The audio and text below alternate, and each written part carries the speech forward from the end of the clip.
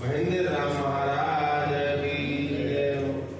શ્રી સદગુરુ મહારાજ શ્રી દયારામજી મહારાજ કી જય। વધારેલા હરે ગુરુ શાંત કી જય। ખૂબ ખૂબ ધન્યવાદ, કોટી કોટી વંદન મહેન્દ્ર મહારાજને, એમના કુટુંબ પરિવારને, એમના સહભક્ત મંડળને।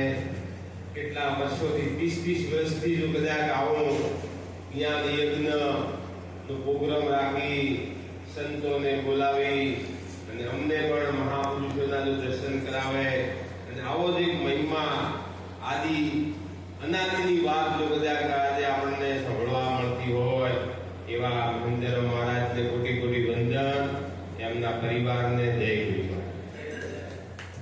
કેમ કે મહાપુરુષોએ કીધું, જીવન જોગત રાજ ધન અવિચલ રહે ન કાંઈ, જો દિન દાવે સત્સંગ में जीवन का फल सोए। આ જીવન મળ્યો, હમણાં રાજકારણની વાતો આવી તો પણ એ સદાય રહેવા વાળો નહીં, અને આ સત્સંગનો મહિમા આદિ અનાદિનો અત્યાર સુધી જો કદાચ આપણને આવો કળીકાળમાં જો સંભળાવતા હોય તો આપણા માટે પણ બહુ ભાગ્યની વાત કહેવાય। બડે ભાગ્ય મનુષ્ય પાવા, સુર દુર્લભ સદગ્રંથ રહી ગાવા। બડા ભાગ્યથી મનુષ્યનો જન્મ મળ્યો, કોટી જન્મનું પુણ્ય ભેગું થયું હોય એના પ્રતાપથી મનુષ્યનો જન્મ મળ્યો, અને મનુષ્યનો જન્મ તો કરોડોની સંખ્યામાં બધાને મળે, પણ બધા હરિભજન ન કરી શકે। એમાં આપણને આવી સાચી વાત સમજાણી, કેમ કે અસંખ્ય યુગોથી આ જીવ ભૂલો પડેલો હતો। પોતાના નિજ સ્વરૂપથી હતો તો સિંહનું સ્વરૂપ, પણ બકરો થઈ અને સિંહ બકરો ભેગો ભળી ગયો, એ બકરો બની ગયો। આવા બીજા સિંહ મળ્યો અને એને પોતાના નિજ સ્વરૂપની પારખ કરાઈ, પછી બકરો રે આપણે શું થાય, આજે આયા હોય સત્સંગમાં અને કાલે ગયા એટલે આ ભૂકો કે આ માતા કે તો આ તો ખાવ તો જૂઠું ના હોય કે મહેન્દ્ર મહારાજ કે એ વાત સાચી છે કદાચ, પણ આ એક ખાવ તો જૂઠું ના હોય। ફરી પાછા હું આવીને પ્રશ્ન કરવા માંડ્યો કે આ બધું કરતા એક જૂઠું હશે કે આપણી સમજણમાં શું આવ્યું, એ સમજણું કે આ સમજણું, જે સાચી વસ્તુ સમજણી છે એ વસ્તુ ટકવી જોઈએ। એના માટે કરીને આ સતત અભ્યાસ તો ચાલુ રહે, એ અભ્યાસના દરમિયાન સાચી વસ્તુને સમજણમાં રહેવી જોઈએ। આપણને શેની યાદી રહેવી જોઈએ, આ જાતિ વાળો હું, આ જીવ વાળો હું, આ રૂપ વાળો, ધન વાળો, હોદ્દા વાળો, આ કોઈ બેટો બની ગયો, કોઈનો ભાઈ બની ગયો, કોઈનો બાપ બની ગયો, એ હું નથી। આ જન્મ વાળો, આ મરણ વાળો, એ હું નથી। એ બધું બાદ કરાય અને આવે નહીં, જાવે નહીં, જન્મે નહીં, મરે નહીં, એવું સ્વરૂપ આપણને ઓળખાય સદગુરુ મહારાજે। હવે આપણે શેની યાદી રહેવું જોઈએ, એ યાદીમાં રહેવું જોઈએ। યાદી આબાદી ભૂલ્યા તો આ તો સમજણની જે વાત, સાધુભાઈ સમજણની જે વાત, સમજેલા અંદર તો કશું ન બોલે, મીડે શકલ વાત, તો સમજણની જે વાત। આપણે અજ્ઞાનમાં જન્મ ને મરણ લાગુ પડેલો છે, જેવી રીતે રસ્સી પડી હોય, અંધારામાં એના ઉપર પગ આવે તો આપણને શેનો ભાસ થાય, સરપનો ભાસ થાય, અને પ્રકાશ કરે બેટરી લાવો તો કે સરપ હોય કે રસ્સી હોય, લીટું પડ્યું આવા લાવવાનું ના, ખાલી આપણી કલ્પનામાં આપણા બ્રહ્મ સરપ ઉત્પન્ન થયો છે। એમ જન્મ મરણ તો નથી, પણ પોતે અજ્ઞાનમાં અજ્ઞાનીઓના જોડે રહી અને જન્મ મરણ વાળો હાથે કરી બની ગયો।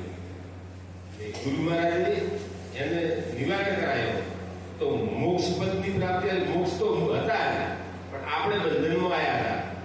જે મોહ વળગ્યો એ મોહનો ક્ષય થઈ જાય એટલે મોક્ષ, પણ જ્યાં સુધી હજી આપણને મોહ નથી મળતો કે મારે તો હું આ બળી બેઠો તો આવી રીતે રહેવું પડે, જગતને સારું લગાડવું પડે। આપણે જગતને સારું લગાડવાનું, આપણે સારું બનવાનું। જગત તો ભલે ન કહેતા હારા, આપણે હારા પડેલા હશો તો કોઈ ફરક પડવાનો? એમ વાવા કેવડાવવાથી નહીં,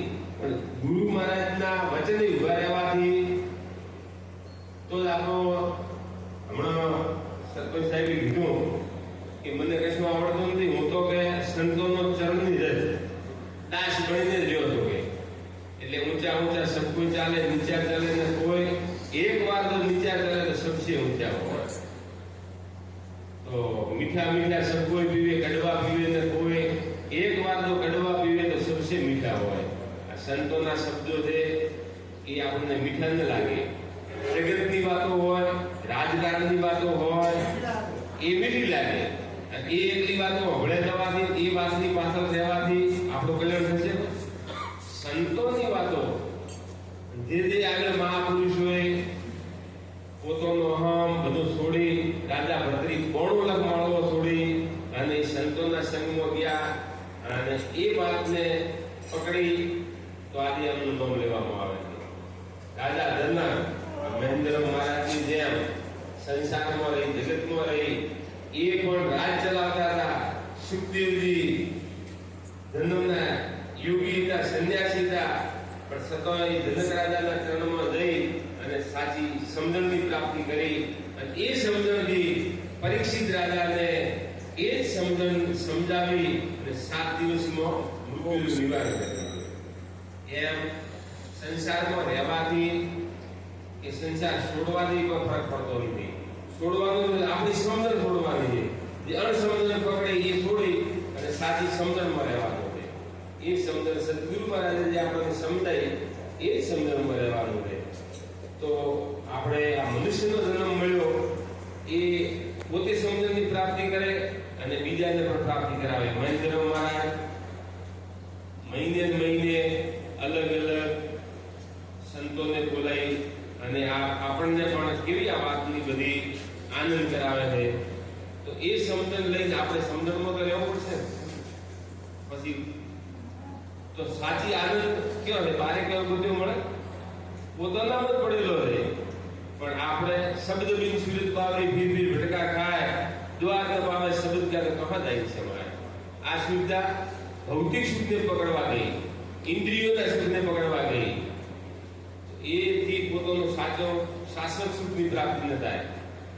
એ જ્ઞાન છે ભૌતિક જ્ઞાન છે. એ જેની ઉત્પત્તિ થાય, આવતી દેખાય અને અંતે જેનો વિનાશ થાય, પણ અવિનાશી વસ્તુની સમજણ ના આવે. એ તો ઇન્દ્રિય અતીતની વાત છે. તો આપણે પણ જ્યાં સુધી ઇન્દ્રિયનું જ્ઞાન હશે, એ સમજણ હશે, તો એનાથી આપણે આત્મ તત્વની ઓળખાણ નહીં થાય. નરસિંહ મહેતા પણ એ જ બોલ્યા, જहाँ लगी आत्म तत्व चीन्यो नहीं, तहाँ लगी सर्व साधना तुझी. मनुष्य जन्म पूरो फैल गयो जो मावठाની દૃષ્ટિ હતી.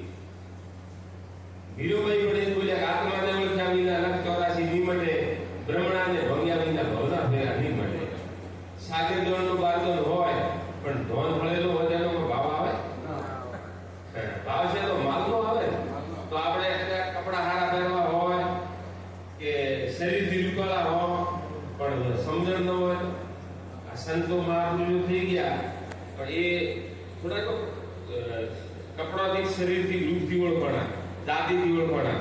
એટલે મહાપુરુષો કહ્યું, જાત ન પૂછીએ સાધુ કી પૂછી લીજીએ જ્ઞાન, મોલ કરો તલવાર કા પડા રંગ દરમિયાન.